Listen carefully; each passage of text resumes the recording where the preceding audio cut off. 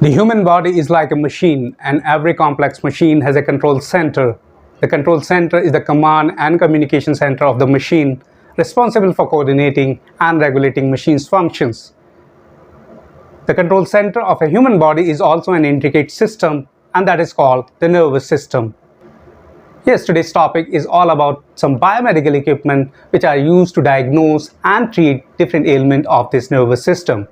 Hi, this is Zahid Siddiqui. I welcome all hospital biomedical engineer, the paramedical caregiver, and all other valued viewers to this channel, the STM Compass.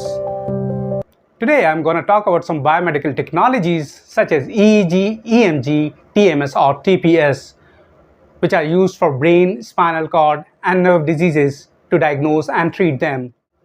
This video includes briefing on applications of these technologies in nervous system for health management of its organs. And later in this video, I will also include some technical problems and their solution which might be encountered by our biomedical engineers who are maintaining these equipment, which we are going to discuss today in this video. But before moving on to exploring these technologies, it is important for us to understand the basic role of the nervous system and as to why the brain, spinal cord, and the nerves are so important for every fraction of seconds in our life. Once again, I request you all who have not yet subscribed to my channel, please subscribe to it now as a gesture of extending your support and encouragement. Oh, you have done it. Thank you very much. So friends, let's go and see what the nervous system is. The healthy nervous system refers to the normal functioning and structure of the brain, spinal cord, and the peripheral nerves. It allows for efficient communication and coordination between different parts of the body and enables various physiological processes and behaviors. To understand the nervous system better, it must be separated into two sections: central nervous system and the peripheral nervous system. Let's talk a little about central nervous system. The central nervous system is composed of two organs, the brain and the spinal cord. Now see what the brain does. Brain is the command center of human body, consisting of billions of nerve cells called neurons. These neurons communicate with each other through electrical or chemical signals, forming a complex neural network. Brain is divided into several regions. Each is responsible for various functions such as cognition, emotions, movement, and more. The intricate architecture of the brain allows us to think, learn, remember, and experience the emotions, making the brain an essential part of the body. The brain has an immense significance in a person's life. The breath we take, the step we make, the thought we have, all stems from brain's operations. It regulates our heartbeat, the body temperature, and even the ability to laugh and love. Brain plays a pivotal role in shaping who we are as individuals. It allows us to interpret the world around us, take decisions, and adapt to different situations. Without a healthy brain, the ability to live a fulfilling life would be greatly compromised. The next is spinal cord. The spinal cord is the integral part of the central nervous system. It serves as a vital communication pathway between the body and the brain. Its function in sensory perception, motor control, and reflex actions are essential for daily activities and overall well-being. Understanding the significance of a spinal cord helps us appreciate its critical role in maintaining body's complex interaction and responses to the environment. So this concludes the part of the central nervous system. And here comes the peripheral nervous system. Peripheral nervous system is the crucial component of overall nervous system. Working in close coordination with central nervous system, it facilitates the communication between the brain and the rest of the body. Unlike central nervous system, which comprises the brain and the spinal cord, the peripheral nervous system extends outwards from the central nervous system and includes the nerves and ganglia which lies outside the central nervous system. So by now we have some idea about the human nervous system.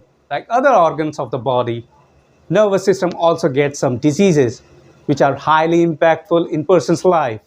Diseases of nervous system encompass a wide range of conditions that affects brain, spinal cord, nerves, and muscles. Some common examples include Alzheimer's disease, Parkinson's disease, multiple sclerosis, epilepsy, strokes, and peripheral neuropathy. These conditions can have varying symptoms and treatment, so timely and proper diagnosis and management of these diseases are very crucial. So let's see what the biomedical equipment industry offers to mitigate or overcome these diseases of nervous system. Well, there are several proven technologies in this area that include but not limited to the systems such as electroencephalogram, EEG, electromyogram, EMG, transcranial magnetic stimulation, TMS, transcranial pulse stimulation, TPS, laser Doppler flowmetry, LDF, and electrosurgical unit, ESU. So now on, I will use the abbreviation of these systems. So what is EEG? EEG is the non-invasive test that records the electrical activities in the brain through electrodes placed on the patient's scalp. The EEG system works by detecting and recording brain waves, which represent the electrical activities of neuron firing in synchrony. These brain waves provide valuable insights into brain functions and help diagnose various neurological conditions. There are various applications of EEG system that is commonly used to diagnose and monitor conditions such as epilepsy, sleep disorder, brain tumor, and encephalopathy. It also assists in determining brain death in critical care setting. Now the next is EMG. EMG is a very important diagnostic tool that measures the electrical activities of muscles and nerve cells controlling them. While it does not directly assess the brain condition, it plays a significant role in diagnosing and guiding treatment for various nerve and muscle-related disorders throughout the body. Now see how EMG works. In an EMG test, 5 needles or surface electrodes are inserted into specific muscles, and the electrical signals during the muscle's contraction and relaxations are recorded. EMG has a wide application in diagnosing and monitoring conditions such as muscle disorder, nerve compression, and neuromuscular diseases like amyotrophic lateral sclerosis. Now see what the TMS is. TMS is short for transcranial magnetic stimulation. TMS is a non-invasive system that uses the magnetic field to stimulate the nerve cells in the brain. Now see how TMS works. During the TMS session, the neuronavigation system guides the TMS coil to the predefined target area. The magnetic field can reach up to 5 cm deep into the brain, causing neurons to fire by increasing the rate at which neurons in that specific area of brain are firing. TMS can be delivered to the exact brain region of interest to achieve an effective treatment. Now see the application of TMS. TMS has application in various conditions such as depression, anxiety, and stroke rehabilitation, etc. Now move on to the transcranial pulse stimulation, TPS. TPS is a non-invasive system that provides stimulating therapies to the patient with Alzheimer's disease and dementia. Now see how TPS works.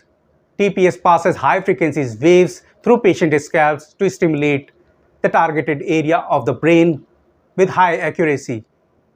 These waves increase the permeability of the cells they pass through by stretching and deforming them for better flow of ions and certain molecules. In the whole process, cell converts mechanical stimuli in biochemical signal.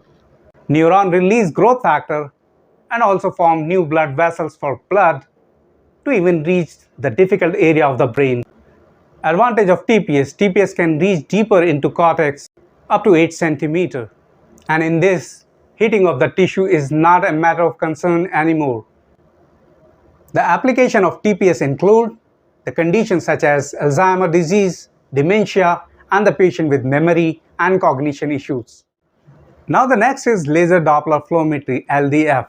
LDF is a valuable diagnostic and monitoring tool for blood, microcirculation, and perfusion in the neurology.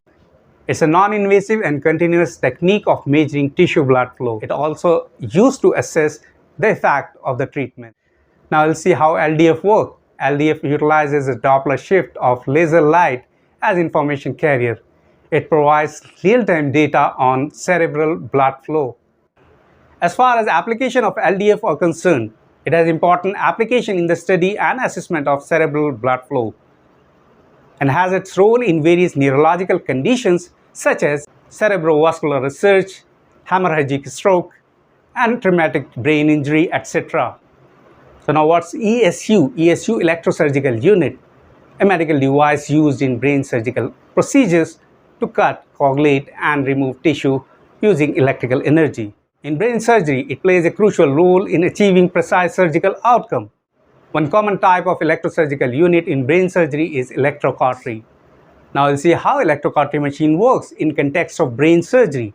The electrocautery machine generates a high-frequency electrical current. That current can be used to cut through the tissue, coagulate the blood vessels, and remove the unwanted tissue with the help of handheld probe that is called the electrocautery probe. So friends, these are some technologies which I have described for you here. Of course, this is not the complete range of equipment to support the diagnostic and therapeutic processes of the care of the nervous system. But these are core systems I included in this video, believing that these are vital and useful for healthcare giver. There are few medical devices to support the care processes of different health conditions of nervous system. But those equipment are not dedicated to this specific area and therefore certainly not in the scope of this video. But those devices will definitely be covered in the specific videos to follow. In order to avoid having this video longer, I have enumerated in next few slides some technical problems and their solutions for our biomedical engineers who are in the hospitals if they encounter of any of these problems, which may possibly be occurring with the system explained in this video. Please have a look.